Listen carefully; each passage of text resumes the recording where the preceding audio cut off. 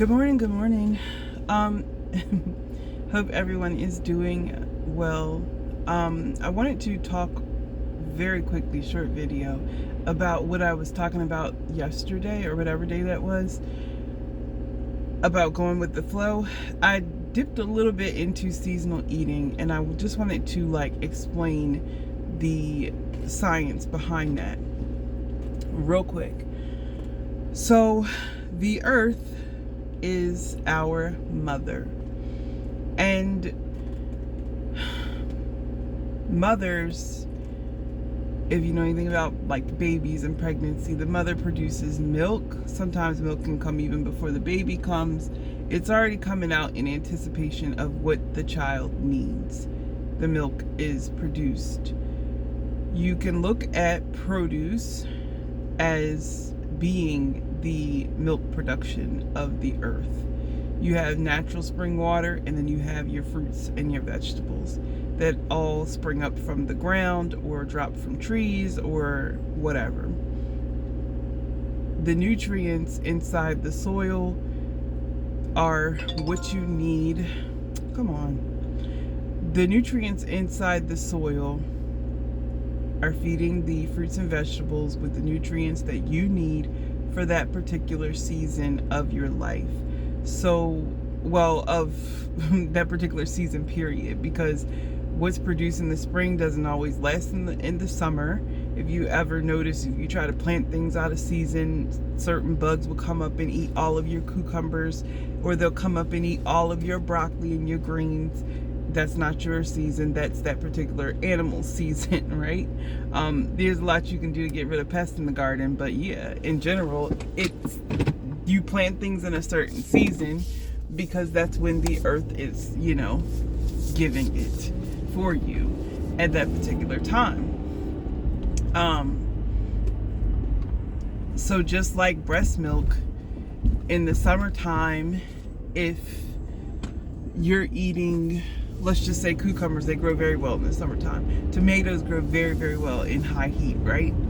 Well, not too high, but here you burn your stuff up. But you get what I'm saying. They grow well in warm weather. Those tomatoes and those cucumbers are giving your body exactly what you need in the summertime. Just in exactly what you need. And so I said before, kale and collards and all of that, they come up in the fall and they might last a little bit through the winter. And then of course you have your potatoes and your beets and stuff that are growing in the late fall, early winter. It's fine to preserve food. It's totally normal to preserve food, but in reality, it's not good to eat out of season. The body is not a dummy.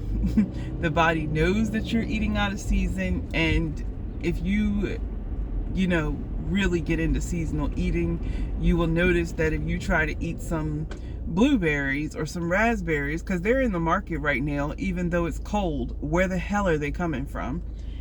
A lab or something, or they ship them from God knows where they are already losing nutritional value. We are intended to eat right directly from the garden, and that's your highest level of nutrition. So you can imagine how nutrient lacking things are when they're shipped from far off.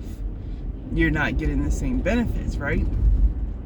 But when you are eating out of season and you really get into it, you will feel sick if you are eating, for example, watermelon right now in the wintertime, talking about you detoxing. You're not detoxing. And half of the electrolytes that you will find inside of a nice sun-baked watermelon are not inside of this winter stuff. But I won't even go into seedless and all that other kind of stuff. I just wanted to say that, the earth didn't produce it, the nutrients are missing. If it's not its season, the nutrients are missing. And it can cause a lot of digestive problems, like gas and bloating. It can cause stomach cramping. You might get constipated. You might get diarrhea. You might just simply not feel well. Do your best to eat in season. Do your best to roll with your mother. and what she puts on the table.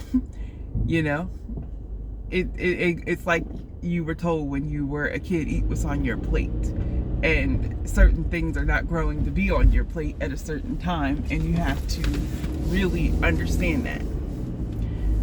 And that's like one of the first steps towards better health. Anyway, that's all I wanted to say. Have an awesome day.